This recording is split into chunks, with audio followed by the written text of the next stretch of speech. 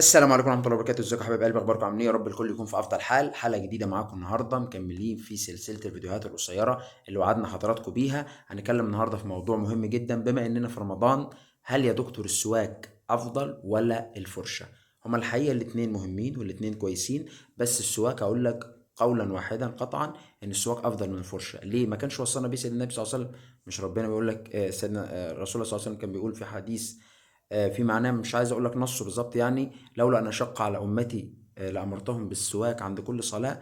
فهو اصلا حتى يعني ايه، مش عايز اقول لك دراسات او كده، هو يعني اتوجد ان السواك بيدي نتائج وبيفيد السنان بفوائد اكتر من الفرشه، لان في حالات معينه بيبقى السواك هيجيب معاها نتيجه في التنظيف اكتر من الفرشه. عشان كده ايه، عايز اقول لك يعني السواك يحل محل الفرشه، انما مش العكس. الفرشه ما تقدرش ان هي ايه تجيب كل النتائج والفوائد اللي هي بيديها لك السواك. لان اهم ميزه طبعا بالنسبه لموضوع السواك ان السواك فيه اصلا مكونات طبيعيه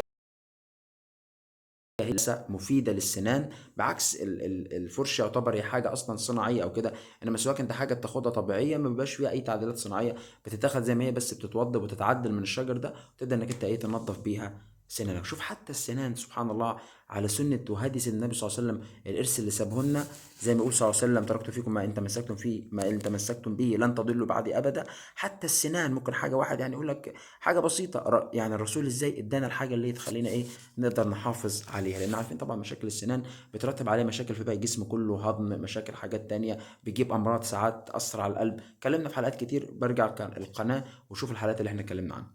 اشوفكم الحلقه الجايه، والسلام عليكم ورحمه الله وبركاته.